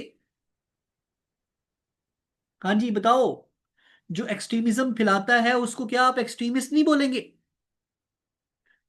बोलेंगे ना, ठीक है। तो बेसिकली हम कह रहे हैं कि भाई ये जो एक्सट्रीमिस्ट ग्रुप्स हैं ना, ये क्या करते हैं? ये एक्सप्लॉइट करते हैं किसको? रिलीजियस सेंटिमेंट्स को। क्या करने के लिए? नफरत फैलाने के लिए, ठीक है। हम कोई नई बात नहीं कर रहे, कोई नई बात नहीं कर रहे। हम इसी को बेसिकली एक्सप्लेन कर रहे हैं कि ये डिवीजन क्रिएट कैसे होती है। हम ये बता रहे हैं कि डिवीजन क्रिएट कैसे होती है। हम कह रहे हैं कि भाई जब एक्सट्रीमिस्ट ग्रुप आपकी रिलीजियस सेंटिमेंट्स को एक्सप्लॉइट करते हैं, ठीक है, उससे नफरत फैलती है, जिसकी वजह से मुआशरे में वायलेंस वायलेंस बढ़ जाता है, मुआशरे में मिनॉरिटीज के खिलाफ। और जब मुआशरे में वायलेंस बढ़ता है मिनॉरिटीज के खिलाफ, तो वो जो एक इंक्लूसिव नेशन वाला विजन था वो अंडरमाइन हो गया कि नहीं हो गया जी बख्तावर? अंडरमाइन हो गया ना? Yes sir. सर मेरा क्वेश्चन भी है यहाँ हाँ पे। जी, हाँ जी, यस यस। शायद अभी बनता नहीं। हमारा हम्म। टॉपिक है एक्सट्रीमिज्म इन पाकिस्तान। हाँ जी। तो सर मेरी तो ना डिग्री साइकोलॉजी की है, उसमें भी हम मसलन इसी तरह लेकर चलते हैं कि नेगेटिव को पॉजिटिव में कन्वर्ट करने देना। दो एक्सट्रीम लेवल पर जो चीजें होती है ना, जो नेगेटिव लोग होते हैं उनको पॉजिटिव में चेंज करना सोसाइटी में जो है एडजस्ट करने के लिए। तो सर जो ऐसे है, कुछ ऐसे टॉपिक्स होते हैं ऐसे में कि उनके कुछ लोग पॉजिटिव एस्पेक्ट भी बयान करते हैं और नेगेटिव एस्पेक्ट भी बयान करते हैं। For example corruption in Pakistan है, या फिर प्रोग्रेस इन पाकिस्तान जो है। अच्छा, तो करप्शन इन जो पाकिस्तान लोग के हैं वो पॉजिटिव, मुझे पॉजिटिव स्टेप बताओ करप्शन इन पाकिस्तान के। कुछ, फॉर एग्जांपल मैं एक बात करती हूँ कि मैं किसी पार्टी के खिलाफ नहीं हूँ। चले अभी फॉर एग्जांपल नून लीग की हुकूमत है और अगर कोई बंदा है वो सरकारी मुलाजिम है, ठीक है, और अगर उसने एक सरकारी ऑफिसर के सामने भी करप्शन इन पाकिस्तान के ऊपर बात करनी है, स्पीच करनी है, मैं अभी ऐसे की बात नहीं करती, तो सर वो तो सारे पॉजिटिव एस्पेक्ट्स गिनवाएगा। करप्शन जो है वो खत्म हो गई है, इसका खात्मा किया जा रहा है, ठीक है, वो ये पॉजिटिव अच्छा, एस्पेक्ट इस नहीं पर नहीं नहीं बात नहीं नहीं करने लग नहीं नहीं जाते नहीं हैं। नहीं, आप बेटा ये क्वेश्चन बनता ही नहीं है, और ना ही ये पॉजिटिव एस्पेक्ट है। ये तो एफर्ट्स हैं। ये पॉजिटिव एस्पेक्ट नहीं है, ये एफर्ट्स हैं जो गवर्नमेंट ने की हैं जी। डिस्पाइट लाइक इस तरह की जो न्यूमरस एफर्ट्स की गई हैं। इसके बावजूद हम पाकिस्तान का जो नंबर है 140 पे है, 2024 की जो इंटरनेशनल ट्रांसपेरेंसी की रिपोर्ट है, और हर साल ये तनज़ली की तरफ जा रहा है। तो आप इसको जस्टिफाई नहीं कर सकते। ठीक है। ठीक है, मैं हाँ यही जी। पूछना चाह रही हूँ कि अगर कोई ऐसा टॉपिक है सर जिसकी पॉजिटिव भी एस्पेक्ट नहीं हो नहीं सकते बेटे, हैं या आप नेगेटिव भी, हाँ, छोड़ दो छोड़ दो छोड़ अगर दो। कोई टॉपिक आ जाता है तो मेरा ये ऐसा कोई क्वेश्चन नहीं, था ऐसा कि कोई नहीं, ऐसे में सर हम मैं करवाऊंगा आगे फॉर जाके, आगे एग्जाम्पल, आगे जाके करवाऊंगा बख्तावर, आगे जाके करवाऊंगा, आगे जाके मेरा करवाऊंगा। ये बस क्वेश्चन ये है कि हमें किसकी तरफ चलना चाहिए, ऐसे के बॉडी पैराग्राफ में ऊपर एक चूज कर बेटा लेना चाहिए अभी कि छोड़ मैंने दो ना, इसको अभी लेकर अभी चलना। छोड़ दो, अभी छोड़ दो, अभी आपको ऐसे नहीं करवा रहा ना, अभी छोड़ दो, अभी अपना बॉडी पैराग्राफ पे फोकस करो। अभी पहले बॉडी ओके पैराग्राफ लिखना सीखो, जब ऐसे में जाएंगे सॉरी। फिर वहां पे ये सारी चीजें डिस्कस करेंगे। आपने क्योंकि ऑलराइट। सारा टॉपिक ही डाइवर्ट कर दिया ना, टॉपिक हम क्या बात कर रहे हैं आप। अच्छा, हाँ जी, एक्सट्रीमिस्ट ग्रुप्स क्या करते हैं जी? वो आपके रिलीजियस सेंटिमेंट्स को एक्सप्लॉइट करते हैं। ठीक है। जैसा कि मैं मिसाल देता हूँ आपको, एक पागल आदमी था। ये मैं कुछ, ये कोई स्टोरी नहीं सुना रहा, ये हकीकत बता रहा हूँ। पाकिस्तान में एक पागल आदमी था और उसको बकायदा जस्टिफाइड, यानी कि वो एक काफी देर से पागल था, ऐसा नहीं था कि वो एक दो दिन पहले ही पागल हुआ, सालों से पागल था। अब वो ऐसे ही चलता चलता, वो उसका काम ही था कि एक गांव से दूसरे गांव, ठीक है, एक ऐसे ही चलता चलता वो एक गांव में चला गया। ये बहुत पुरानी बात नहीं है, ये एक डेढ़ साल पहले की बात है। ठीक है। अच्छा, अब वहां पे क्या हुआ कि उसने, जैसे वो खंभों के ऊपर नहीं लगा होता, वो जो बिजली के खंभे लगे होते हैं, ठीक है, वो जो रॉड होते हैं बिजली वाले, वहां पे उन्होंने मुकद्दस और आग इसमें डाले लिखा हुआ था। अब वो उसने वहां से आई थिंक कुरान पाक रखा हुआ था किसी ने, तो वो उठा के, तो बच्चे क्या कर रहे थे, बच्चे ना आग लगा के, गाँव में अगर आप जाओ ना तो किसी चौराहे में इस तरह से किसी ने आग लगाई होती है, तो वो उसने जाके उसमें डाल दिया। बच्चे बैठे हुए थे, बच्चे ने जाके मौलवी साहब को बताया कि जी इस तरह से है। मौलवी साहब ने माइक पकड़ा और पकड़ के उसने कहा जी कि एक काफिर, एक जहन्नमी, उसने कुरान पाक को आग लगा दी, नाउज़ बिल्लाह, ये मुर्तद हो गया। अवाम ने पता किया कि ये कौन है, ये किस कहाँ से आया है। ठीक है, वो कादियानी कादियानी के नारे लगा के और ख़त्म नबूवत के नारे लगा के वो उन्होंने उसको बांध के उसके साथ एक दरख्त के साथ, और पत्थर मार मार के उसको कत्ल कर दिया। ठीक है। अब वो जो अस वर्सेस देम की एक डिवीजन है ना, वो एज इट इज है, वो सस्टेन है, जिसकी वजह से ये एक बहुत बड़ी रीजन है। जरूरी नहीं, रिलीजियस सेंटिमेंट्स जो होते हैं, समटाइम आपके जो नेशनल सेंटिमेंट्स होते हैं या फिर आपकी जो आइडेंटिटी सेंटिमेंट्स होते हैं, या फिर आपके जो जिसको आप कहते हैं एथनिक सेंटिमेंट्स होते हैं, उनको भी एक्सप्लॉइट किया जाता है। ठीक है, और उसमें भी एक अस वर्सेस देम की एक रूप फूंकी जाती है, और फिर उसके नतीजे में क्या निकलता है कि आपकी नेशनल कोहेजन नहीं हो पाती।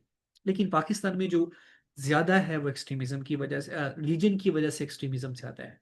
इसीलिए हम जो इस वक्त अपनी जो मिनॉरिटीज हैं उनके दर पे आए हुए हैं। मैं एक और सबसे बड़ी बात आपको बता देता हूँ, मेरा पर्सनल एक्सपीरियंस लाहौर में जी। मैंने 2020 में, जब लोग कोरोना में, अभी कोरोना आया नहीं था, फेब में मैंने एक होटल स्टार्ट किया, रेस्टोरेंट जिसको बोलते हैं, यूनिवर्सिटी के टाइम पे। उस वक्त मेरी यूनिवर्सिटी भी चल रही थी। अच्छा, तो अब वो जो रेस्टोरेंट स्टार्ट किया, वहां पे एक क्रिश्चियन था, उसको मैंने बर्तन धोने के लिए लगा दिया। एक बंदा आया, उसके सर पे टोपी रखी हुई, ठीक है, वाइट कलर का उसने लट्ठे का सूट पहना हुआ, नमाज पढ़ के आ रहा था, हाथ में मुसल्ला उसने पकड़ा हुआ। मुझे कहता बेटा इधर आओ। मैं कहा हाँ जी। आपने लिया ये रेस्टोरेंट? मैं कहा हाँ जी।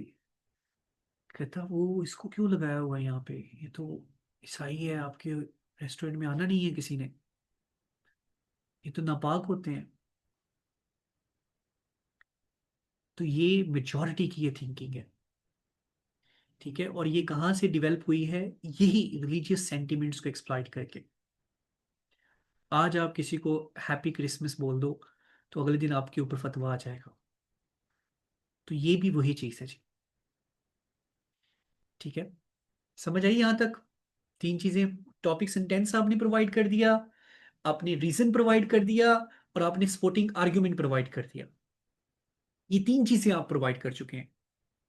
अब आपका जो स्टांस था वो स्ट्रांग हो गया है। अब भी एग्जामिनर कहता है कि भाई मजीद इसको स्ट्रांग करो, तो आप कहते हैं ठीक है, अब आप एविडेंस देंगे। ठीक है, कि आपने जो बात की है वो क्यों की है, एविडेंस देंगे हम। ठीक है, तो एविडेंस बेटे एग्जाम्पल की फॉर्म में भी हो सकता है, जिस तरह ये एग्जाम्पल है, और कोई भी इसको वेरीफाई कर सकता है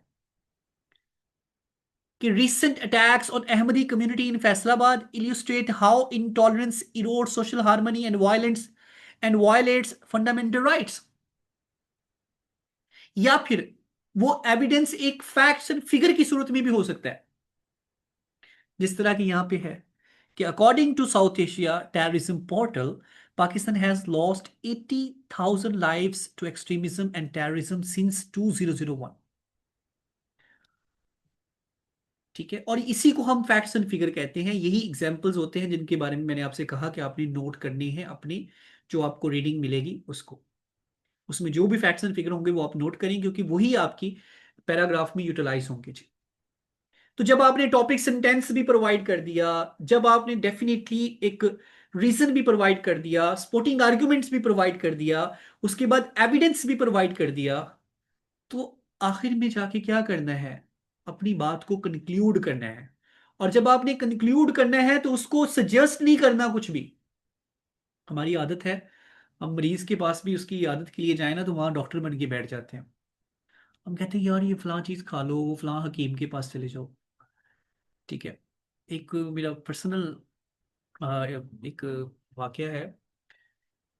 मेरे को जानने वाले हैं, उनकी गैस्ट्राइटिस हुआ जी उसको, एच पिलोरी का इन्फेक्शन हुआ, और उसके बाद गैस्ट्राइटिस, ये बड़ी अ, बड़ी आप ये कह सकते हैं कि स्टमक की बीमारी है, और उसके बाद ये अल्सर की तरफ लेके जाती है, और फिर आप अल्सर ही समझ लें, उसके बाद कैंसर की तरफ जाता है जी।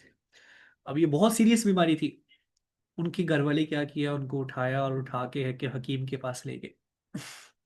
हकीम ने नब्ज चेक की और कहा कि जब भी आपको पेन हो ना, तो आपने स्प्राइट की बोतल, उसके अंदर नमक डाल के, उसके अंदर आपने वो जो लेमन है वो डाल के स्प्राइट की बोतल पी लेनी है। और कभी गूगल करके देखिएगा, वो जहर है जिनको अल्सर हो या गैस्ट्राइटिस हो जिन बच्चों को। ठीक है, तो क्रिटिकल थिंकिंग ही खत्म कर दी ना चीजों ने। तो ये तो इतने भोले भाले लोग हैं यार, इनको तो ये तो वो गाय हैं गाय, जिस तरफ लगाओगे लग जाएंगे, क्योंकि पढ़े लिखे नहीं है, इवॉल्व भी नहीं हुए। ये तो आज भी वो ये तो होमो इरेक्टस से भी गए गुजरे हैं यार। खैर, एविडेंस जब आपने प्रोवाइड कर दिया तो उसके बाद आपने कंक्लूड करना है। ठीक है। और कंक्लूजन में आपने बेटे सजेस्ट नहीं करना, उसको ये नहीं कहना कि यू शुड डू दिस। ठीक है। और एक बात इसमें मुझे याद आ गया, ऐसे में आई वी यू का इस्तेमाल नहीं करना।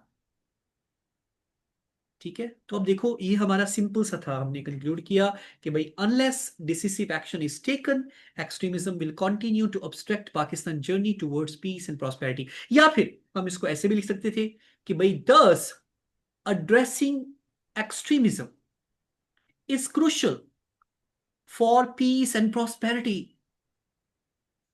ठीक है। हमने ये नहीं कहना कि एक्सट्रीमिज्म को खत्म करने के लिए ये भी करो, इसको खत्म करने के लिए ये भी करो, ये नहीं कहना, क्योंकि ये हम ऐसे में जब हम सजेशंस देते हैं तो वहां पे जाके ये बातें करें। ठीक है। तो बेटे इस तरह से आपका एक बॉडी पैराग्राफ लिखा जाता है। यहां तक अगर किसी को किसी बात की नहीं समझ आई है तो पूछो। यहां तक अगर आपको किसी चीज की नहीं समझ आई है तो पूछ लो।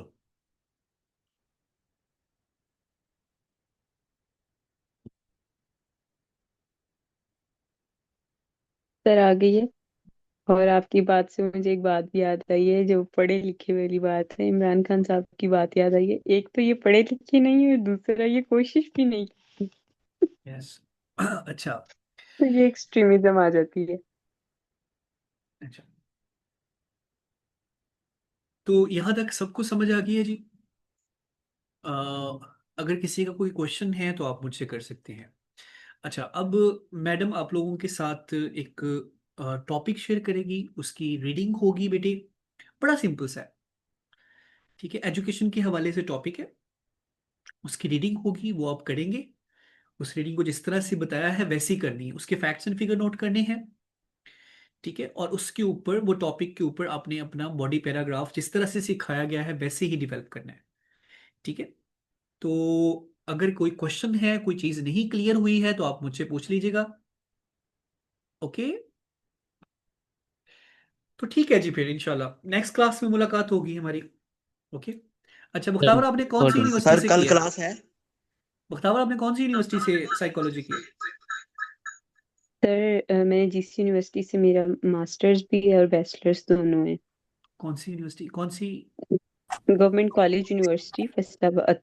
अच्छा, फैसलाबाद से। ओके, ठीक है, ठीक है। बेस्ट ऑफ जी लक सर। बेटा, फॉर योर फ्यूचर। सर अच्छा जी। मैंने अभी रिसेंटली हाँ। एग्जाम दिया था डीएसजे का, उसमें 3 क्वेश्चन आए थे कॉम्प्लेक्स और कंपाउंड सेंटेंस के, लेकिन मुझे पहचान नहीं थी उसकी।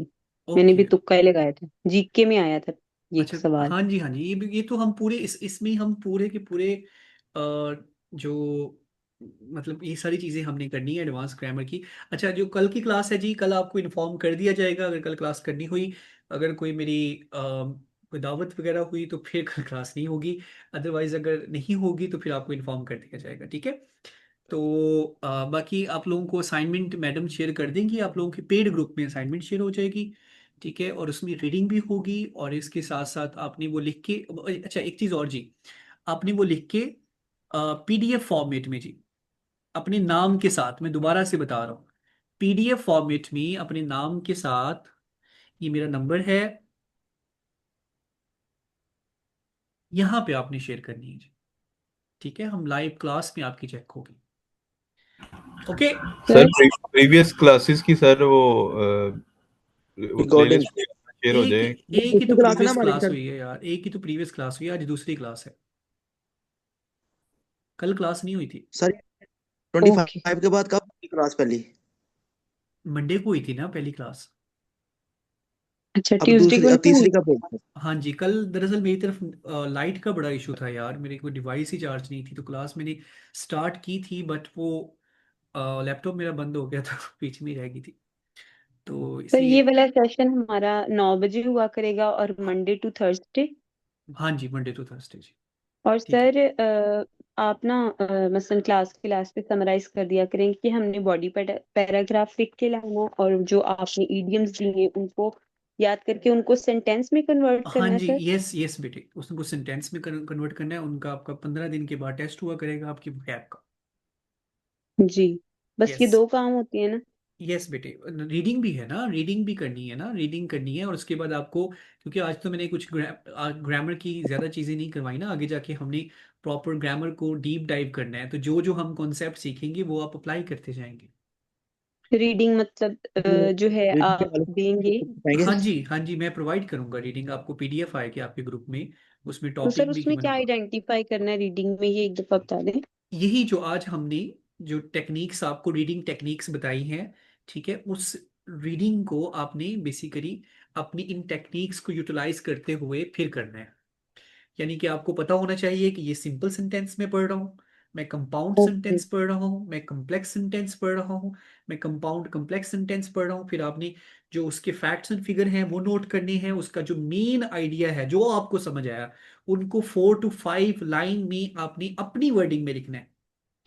ठीक है, ये मैंने सारी जी चीजें बताई सर। हैं, ये क्लास आप दोबारा से एक दफा सुन लीजिएगा अगर आपका जो नेट का मसला है। जी जी सर। यस।